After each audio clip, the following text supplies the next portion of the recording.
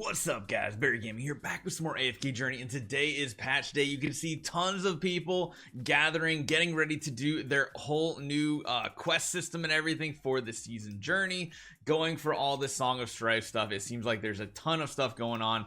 There's some bonus rewards, it looks like. Ooh, there's a new item just from going for the quest. We'll get into all of those, but first and foremost, I think a lot of people want to know what this hero is going to be like. So we are going to be building her. We'll be going over all these other things in the future. We'll be talking about the glamour gift, what to do at the very end of the event. It's really awesome that they're giving us free rewards every single day, free summons, and then this chest too. It's pretty cool. You can either pick diamonds or a hero copy depending on what you need, so that's actually really awesome. Let's jump into it though. One thing I did notice is, just like we talked about yesterday, Soren is gone. So as it stands right now, I'm wondering if he's going to come into the pool of rate up afterwards. I don't know exactly, because if you do take a look at the information, it says if the uprate hero is an S level, recruiting an S level will guarantee you the rate up hero. If the hero is an A level, recruiting the hero will give you 8 times the reward. So that seems like what we're going to have is a completely separate banner, like literally separate banner for Soren compared to Alsa. Might be good, might be bad. That does mean building Soren from day one is easier, but it does mean we need to save even more summons. Whether that's good or bad, I don't really know what to say. What I do know is we are going for Alsa. We are building her. We are going to take a look at her skills, and we're going to get her, I think, to Supreme Plus here today. Fingers crossed these summons go well, because if they don't, oh, I'm going to be sad. We do have enough either way to get this hero completely unlocked, and it looks like we hit her on the very first one. Let me see this animation. Is it going to play the animation for us? Oh, you're going to make us go through all of these stupid clicks, aren't you? She's going to be like the last one, isn't she? I hope there's an animation. I want to see your animation. The new hero. Granted, there's no audio or anything like that, so we don't have to worry about that part, what her voice line is. So many acorns! Show me the hero, show me the hero, show me the hero! Okay. Okay. Not bad. Little underwhelming. I'm gonna take a screenshot of that though, because that actually looks really cool. I don't know about you guys. I love taking screenshots of games, especially for thumbnails and stuff, but yeah. We hit her on the very first summon, so that's some luck. We only need 7 more copies to go. Maybe we get super lucky, maybe we get super unlucky. Still need some more OD copies. That is good. Let's continue summoning. This is what you normally see though, a single A level, and this is why the rate up banner is typically really bad for your account. Like, it's usually not a good thing to do this for the average player, because you're gonna miss out on tons of A levels. Normally you'd get like 2 to 4 of them every single summon. Instead, you're guaranteeing the exact S level you get, but the A levels definitely start lacking. So there is copy number 2 for us. I want to see 2 beams. I want to see 2 beams of yellow light. Come on, man. You can do this. You can show it. You can show the 2 beams. No, come on, man. Don't pity us. No. I almost did the wrong button.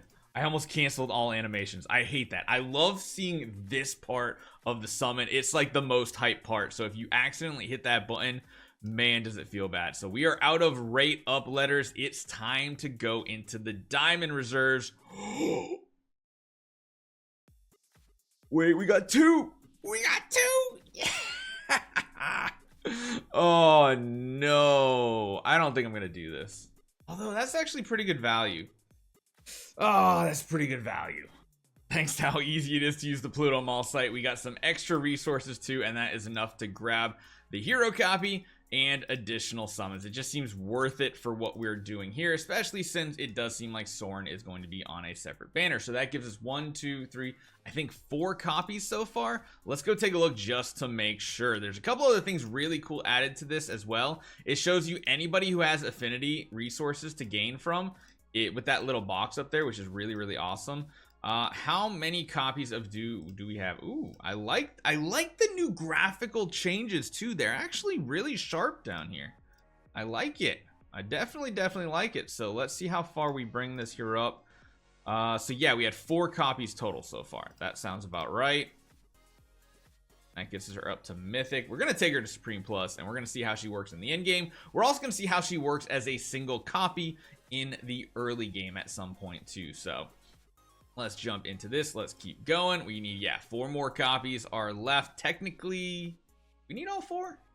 Actually, we shouldn't need all 4, should we? Oh my gosh, we hit another one right out of the gate. Holy cow.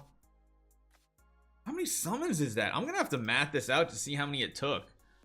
It's not bad, and we're still using our rate up invites at this point too, saving up our diamonds for other heroes. There's another Odie. We almost have him maxed up to Supreme too. Back into the diamond reserves. Nothing, and then we should get another pity right here, I think. Yeah, there's the pity right there. So we got another copy of Alsa.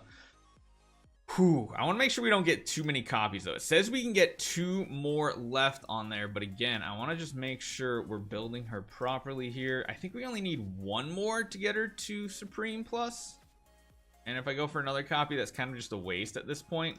This unlocks just about everything for her. We do have to use our Omni Acorns, which we're almost out of at this point. And yeah, we need 1 more copy, so let's see what we can do and how many diamonds we end up with. Let's just get the copy right here. It's gonna happen. We're gonna high roll. It's called content creator luck, streamer luck. Okay, not that lucky. We're still pretty lucky, just not that lucky. No, we're gonna go to pity, aren't we? We already used up all of our luck. Granted, we hit like 3 copies earlier than pity, so you can't be mad at that. Yeah, this last one there forcing us to go all the way to pity, which is going to bring us down to about 70,000 diamonds left to save up for Soren, which I'm guessing comes in 3 weeks. That's the only thing I can assume, is that he comes later because, you know, you get 8 copies of A levels and they can come up to a rate up banner, and I think that's exactly what is going to happen. So we took her all the way up to Supreme Plus. That's going to help us get even more heroes built eventually. Let's take a look at her kit. So first and foremost, let's get her everything buffed up. We'll do a couple little testing sections here as well once we get everything built, and we'll see how she does. So let's take a look at what these damaging abilities actually do. I don't like going to the ult first. I want to go to some of her regular abilities. The stone barrier is the one that sets up those barriers on the ground. I don't know if she actually animates it. Not quite. So she channels the power of the earth to blast the nearest enemy target, dealing damage and stunning them for 2 seconds. That's awesome. Perfect for PvP especially. The blast also creates earth pillars 3 tiles behind the target, knocking enemies standing in those tiles back 1 tile. That will synergize well with Soren down the road. There can be up to 6 pillars, so she can do that twice and have 6 on the battlefield. They just increase damage here. Okay. Rolling boulder also senses the vibrations to locate all enemies recently affected by a control effect, then forms and drops rocks on them each, again increasing damage. There's not a lot going on with this hero as far as like just raw damage, so that's kind of a positive, honestly. Increases haste, gaining an extra haste when entering combat stance. Okay. Ultimate here, twirling rocks. This is the one where she turns into that little ball and goes rolling all over the place. Absolutely love that animation right there. Curls on the ball, moves to the target tile, dealing damage to adjacent enemies. Ooh, so not just a single target damaging ability. Then enters combat stance till the end of battle, and that's where this comes into play right here. You get additional haste after entering the combat stance. She consumes 500 energy to cast Vigorous Slam and hits the target, then back into the original spot. So that's the one where she'll like go towards the target and then bounce back to her side of the battlefield. Also prioritize swift evasion to deal damage to adjacent enemies when taking damage for them, reducing their movement speed. Ooh, that's interesting. Reducing movement speed is something we haven't really seen that much yet. And then also rolls away from the attacker afterward, gaining a shield equal to 25% of her HP. So that's just tied to her ultimate. It's not tied to an exclusive, which is a good thing. This can be triggered once every seconds at most. Alsa becomes immune to control effects while in the ball.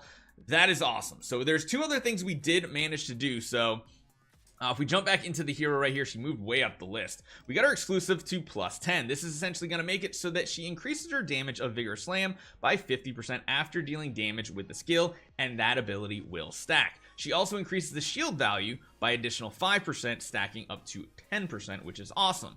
Now when we do get her exclusive up to +5, it reduces the energy cost down to 400 from 500, and then beyond that, when we get it to +10, reduces the cooldown to 6 seconds instead of 7 seconds. So all these things are just little buffs, and then it looks like it goes even further. When you do take her over to Supreme, her rolling boulder deals additional damage to enemies recently affected by multiple control effects. So this hero sounds pretty spicy so far. Let's see her in action. So as far as game mode viability goes, I'm not imagining she's going to do well in things like Dream Realm. We of course can try that out and see how it works. In reality, she might not be bad against Necrodraken. The problem is, who would you actually replace out of this team? Because these damage dealers are nutty.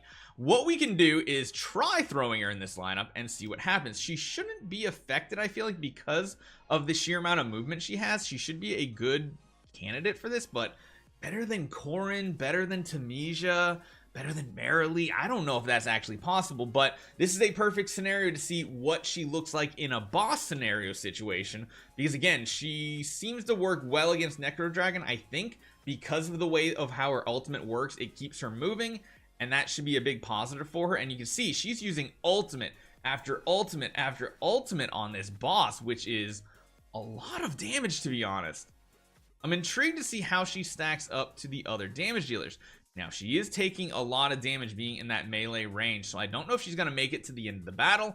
Maybe we need to use the Rainier swap with her instead of Marilee at this point, because Marilee doesn't take as much damage being at ranged, I feel like.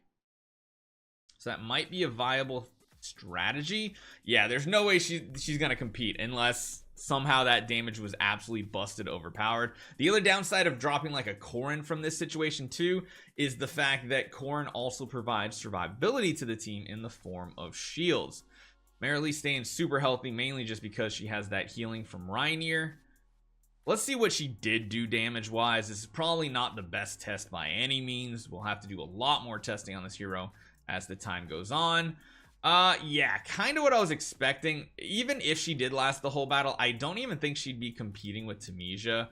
We'll do some more in-depth testing. I wanted to just get one attack in, see what it would look like right out of the gate. PvP would be a pretty interesting place to test it out in, but let's jump on over to Trial of the Abyss and see how she performs in a more standard style team. Now, we could run a kind of like wilder team as well, which would be pretty interesting. But yeah, this is interesting. It looks like there's a new icon at the top left as well on your main screen for seasons. Let's see how she performs in some of these battles. I haven't really done much upgrading for our team just yet either. Probably get a Resonant Synergy up a little bit higher. Nope, not even there because it takes so much. Let's see how she performs in a control-oriented team. I want to run something along the lines of the PvP style squad, but also add her into the mix just to see how this works out. Again, we're gonna have to do a lot more testing to see what type of teams work, and we have to see what constitutes as a control effect as well. I don't know if that Aaron ability counts as it. My goodness, this is a really hard wave to go up against too. So you can see how the stones kind of manipulated the battlefield with Sylvina running around and everything. I'm trying to think of a good team that would actually be good CC and everything to combo with this hero. Honestly, running something like a Rainier might be even good too, where we get the Arden from the back row and that puts her on the enemy side of the battlefield, although I don't know if that's a great play. Let's see how this turns out. We're not going to run really any healing or support or anything like that. Thorin just gets nuked so hard, and yeah, the damage is so significant in here that even her with her survivability abilities, like, she does have some survivability going. She is manipulating the battlefield, cutting off essentially half the battlefield altogether. And yeah, I have to say her survivability is pretty strong, and when she does go crazy with those ultimates, holy cow. She definitely needs crowd control heroes alongside her to make an impact though, but that seemed pretty solid overall, and damage wise, holy cow. So is the Mauler meta upon us? I don't know just yet, but first initial impressions are pretty solid hero. Of course, it's going to take a lot of testing over the next weekend. Make sure you guys take 1 second, hit that subscribe button. If you do subscribe, you'll see all the videos show up in your feed, all the testing videos, and all the new content videos. Hopefully you guys enjoy this one. I'll see you guys next time.